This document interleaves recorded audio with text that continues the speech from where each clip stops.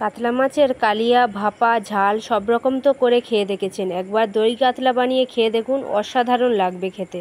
এটি হলো একটি সাবেকি রান্না। সচরাচর আমরা জামাই আদরে এটি রান্না করে থাকি বা বাড়িতে আত্মীয় স্বজন বন্ধু বান্ধব এলে আমরা রান্না করি। যেহেতু এর নাম দই কাতলা, তাই এরও একটা সঠিক পরিমাপ আছে।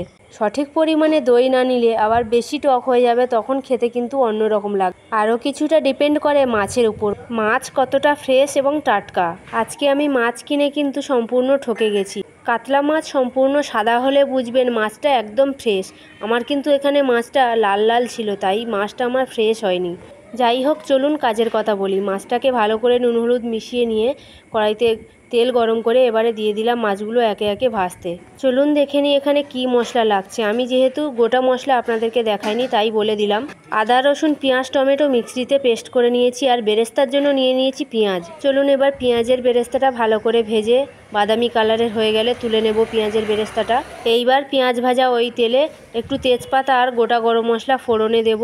ফোড়নটা ভাজা ভাজা হয়ে গেলে এখানে দিয়ে দেব ওই যে আমি পেস্ট করে রেখেছিলাম আদা রসুন পেঁয়াজ টমেটো, ওই পেস্টটা আমি এখানে দিয়ে দেব। এইবারে বেশ ভালো করে মশলাটাকে কষাতে হবে, কারণ এর মধ্যে অনেকটাই পরিমাণে জল ছিল। এই জলটা সম্পূর্ণ মেরে দিতে হবে। এখন শুকনো শুকনো হয়ে গেছে। এইবার আমি এখানে দিয়ে দেব পরিমাণ মতো হলুদ গুঁড়ো, পরিমাণ মতো লবণ, আর কালারের জন্য একটু লঙ্কা গুঁড়ো।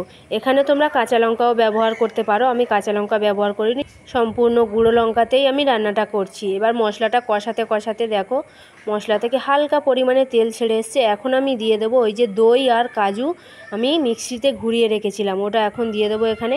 আবারও বলছি, দইয়ের পরিমাণটা মাছের পরিমাণ অনুযায়ী চা চামচ মেপে দেবেন। দইয়ের মধ্যেও অনেকটা পরিমাণে জল ছিল, এখানেও দইটা সম্পূর্ণ শুকিয়ে ফেলতে হবে মশলার সাথে কষিয়ে কষিয়ে। তারপর এখানে আপনি পরিমাণ মতো জল ঢেলে, এখানে কিন্তু বেশি পরিমাণ জল দেবেন না, কারণ দই কাতলাটা কিন্তু একটু ঘনত্ব টাইপের হয়, তাই পরিমাণ মতোই জল দেবেন, যতটুকু লাগবে তার বেশি দেবেন না। এখানে আমার ঝোলটা কিন্তু ফুটে গেছে। এবার আমি মাছগুলোকে ছেড়ে দিলাম। এইবার মাছগুলোকে ঠিকঠাক পরিমাণ সিদ্ধ হওয়ার জন্য টাইম দেবো। তারপর আমার তরকারিটা পুরো রেডি। এই তরকারির পূর্ণ টেস্ট ফিরিয়ে আনতে এখানে আমি ঘি আর গরম মশলা দিয়ে এবার ভেজে রাখা বেরেস্তাগুলোকে তরকারির উপর ছড়িয়ে দিয়ে একটু খুন্তি দিয়ে নাড়াচাড়া করে মিশিয়ে দিলেই আমাদের দই কাতলা রেডি। চলুন সপরিবারে এই রান্নার আনন্দ উপভোগ করি। আপনাদের সবাইকে অনেক ধন্যবাদ।